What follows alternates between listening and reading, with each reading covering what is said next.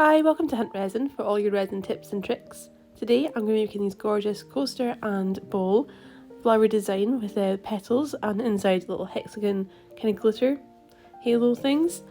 They are super pretty. I'm so excited to show you how I did these. I'm really happy with how they came out and I think they're just absolutely gorgeous. I'll show you how to do the coaster and then how you do the bowl, which is a wee bit different, but it is so cute and I will just get started now.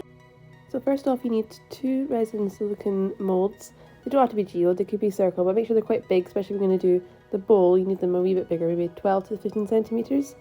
And I measure in about 50 to 60 milliliters of resin I've already made up. So this is completely clear, and I'll put these each into each of the moulds, 60 into each, and let that kind of set for a wee bit.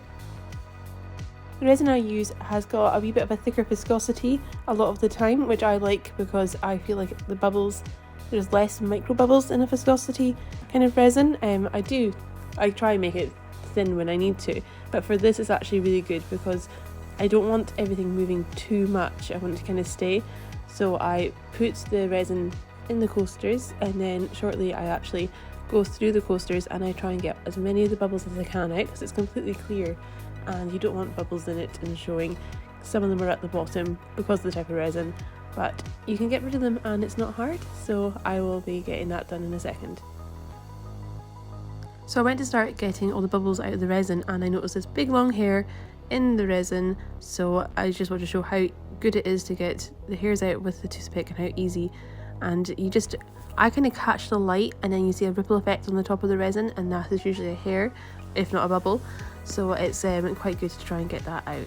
So now I'm going to be getting all these bubbles. See the big bubbles that you can see dotted about? They're actually all on the bottom of the coaster. So I have tried to swear that I'm not going to use any toothpicks on these coasters because these are brand new and I don't want to get any marks that's going to affect the underneath of it when it comes out, because then you can see all these little marks in the clear resin. So I'm using this soft silicone tip device tool. It's kind of for clay, I think, actually. But it works really well, and I just kind of pull all these bubbles to the top, just to the surface, and I just squish them up, and it works really well. Anytime I do put a toothpick in here, I am just pulling it up. I'm not actually touching the bottom, so I've been trying to be as careful as I can be. But this is how I get the bubbles up to the top, and then you can just leave it for a couple of minutes, and a lot of the time they rise as well, but I do need to kind of fire them up with a little blowtorch thing quite often, just to make sure that I don't have any bubbles, because they are the bane of everyone's life when it comes to resin. So I'll just show you how I get all these done, and then you'll see when I use the torch over it, you'll actually see all the bubbles kind of going off, kind of just little lights flickering, and that's all the bubbles popping. So I also, one of the things I do every single time with these coasters is I do go around. The only time I do use the toothpick is on the edges, because you're not actually going to see them because there is an edge, which is good. And I just go around the whole thing and I kind of scoop everyone out, because you do not want these little bubbles that are on the corners, and then when you go to like paint over it, you go to use gold, then you've got a dip all the way around in every single corner. So that's the bubbles that haven't fully gone in there, so you want them out. They are not good, and they don't make the product look professional, so you want it to look as nice and professional as possible. So I always go around a couple of times with the toothpicks and go around right around the edge and make sure I get even the smallest bubbles out from the edge, and just pull it into the center, and then it'll get popped when I go over it with the fire. And then I find another hair.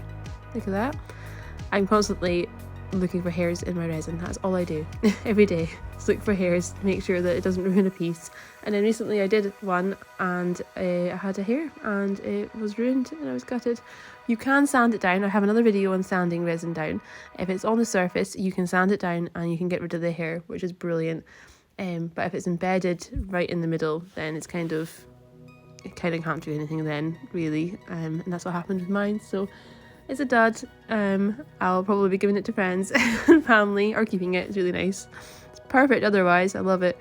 But yeah, so in a second, there you go. You'll see all these popping off, and oh, it's so satisfying when that happens. I love seeing all the bubbles pop.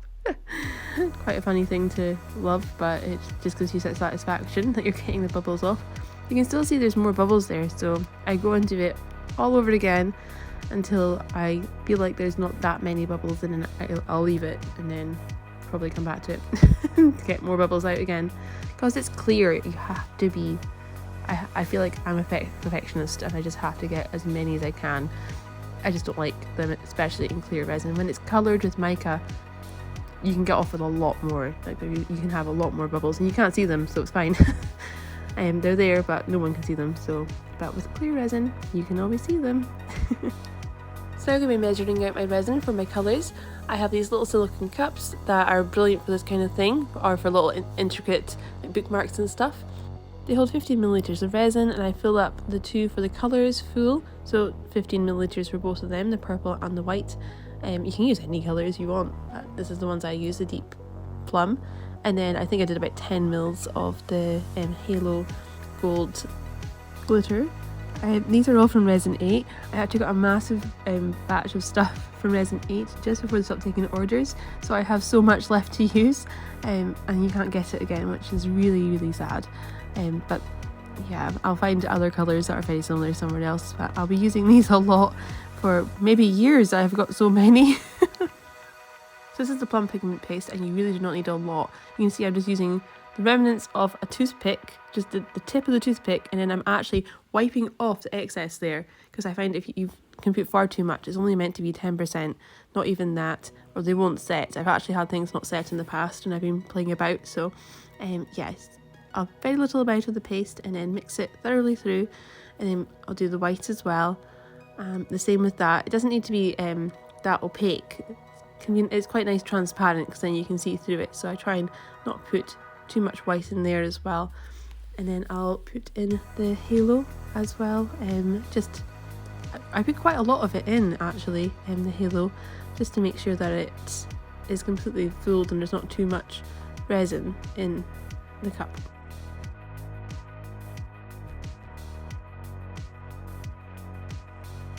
Now for the fun part, putting in the colours. I start with the white, and I use the little cup that I showed you earlier, and I try and do petals. I think it's 4. I try and do around the whole thing, and then I keep on going round bigger and bigger. It doesn't have to be perfect, and it can be messy. It doesn't need to look great at all, because it's just going to merge together.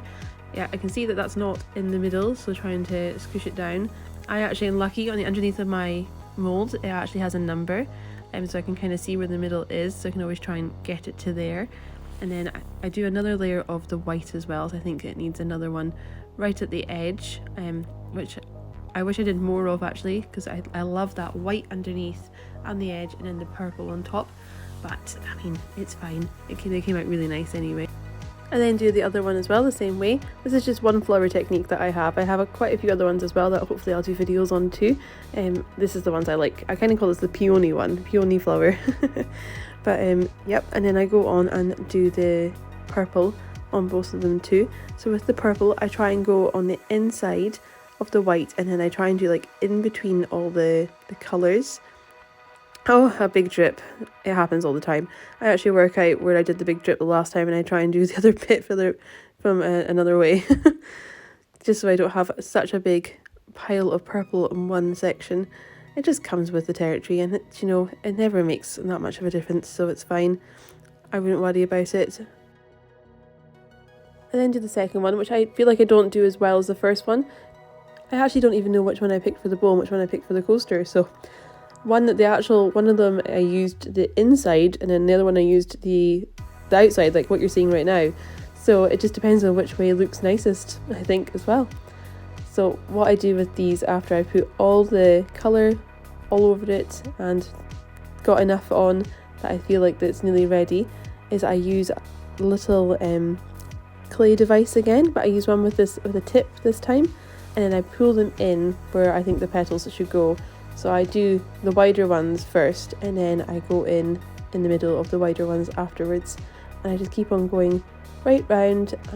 I wipe off this tip quite a lot, just because I want the white to kind of pull down as well, so I don't want it to be too purpley. I want it to have like a kind of border definition, if that makes any sense. Sometimes I don't wipe it though, and then I do a little swirl in the middle just so it looks nice and pretty. But we're going to have the halo go in there as well. I feel like I did too many petals. With these, I think they might be nicer with a little bit less. I don't know why, I just kind of got carried away and wasn't really paying attention. I just enjoyed myself too much. But next time I might just do less petals and see how that goes. But it's meant to be a peony and they have multiple petals. They are constantly ribbed going round. So yeah, I think I'm actually right. I think I noticed that there wasn't enough white on this one, so I added a bit more just so it has more definition. And then I will go through it again with the pencil and let you see how it's done without me nattering on.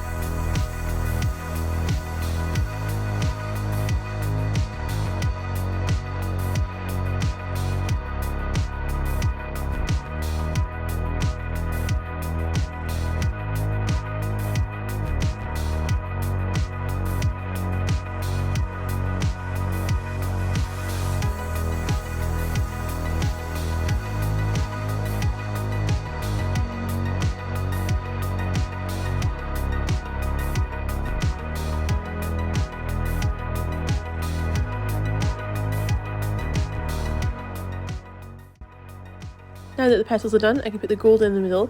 I put a lot of this in just because I want it to go right to the bottom, and then I know that the resin's going to kind of come in, so it can kind of come over it and make it smaller. So I put a lot in, and I keep on adding more and more until I'm happy with it, because I know that it might come in and make it much smaller. So I don't want it to look too small. I want to show off the nice design and the glitter. I'm not sure if it overshadows it or not, but I like it. I usually use gold leaf. I thought I'd try something different.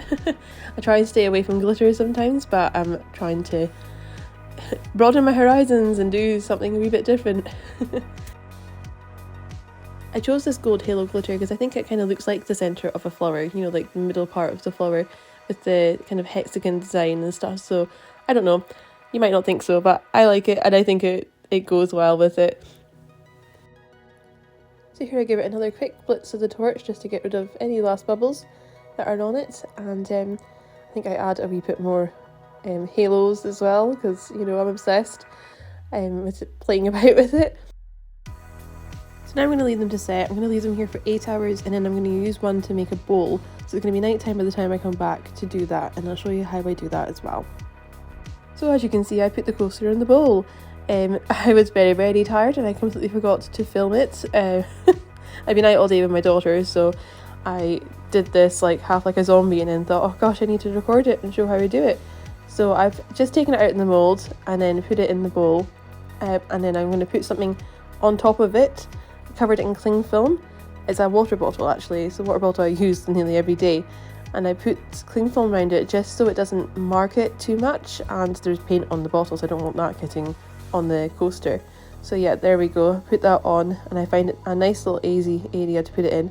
I actually sprayed the bowl with release spray that I've got just to make it easier afterwards. I don't know if it actually makes a difference. They're always quite hard to get out, but this is the way that I've figured out is the best way to do it. The water bottle is full of water, so it's very, very heavy to stop it rising back up. So I left that all night, so another 12 hours, and this is the next morning. As you can see, I'm wearing gloves because I don't want my fingerprints getting on the coaster and bowl. I do this most of the time, even when I'm going around the edges with the gold or anything like that. I wear gloves. It just keeps your little fingerprints off of the thing. So with this, as you can see, it's solid. I decide I'm going to take the coaster out first to have a look at it and see how that's turned out, because it's a wee bit easier. Then I'll go back to the bowl. So it is so pretty. I'm absolutely chuffed with how it came out. Super easy to get out of the mould and super clear. You can see the edges there already. So that's the underneath, which I think is super cute and I really like as well. And then there's the other side as well. You can just choose which side you like more and then decide which one to use, because they both come out so nice and there's really no rule as to which one you want to use. Now I look at it, I think the other side's nicer. The only thing is the gold in the middle. I prefer the gold in the middle on that side, so it's up to you which way you like it, but you can do either or. And I love the colours and how it's come out and how everything's merging together, and it doesn't need to be perfect. That's the great thing about resin. It doesn't need to be perfect, it still looks really pretty. Sometimes accidents are better than perfection, I think, and that is art. I think I was just trying to capture the halo lights, the shimmer on the gold there, just so I can see it. So now back to trying to get this out with the bowl. It's always hard. There's lots of different ways of trying to get it out. A lot of people use warm water and they pour it over it and things like that, which I have done. But I actually found the easiest thing is my heat gun, and just go around the edges, just right round a couple of times, not too much. You don't want to burn it or to melt it or anything like that and make it too rubbery, but just a wee bit, and then you can get in and try and pierce it out a wee bit. I think if you can get a finger or something flat, sometimes I have to use like a not a Stanley knife, but something flat, like a lollipop stick or something like that can help sometimes too. You just don't want to scratch the bowl or the product that you're doing. So I think here I managed to get my fingers in, and I managed to slowly pull it out, and then it usually just pops out, which is quite good, and then you'll have your finished product.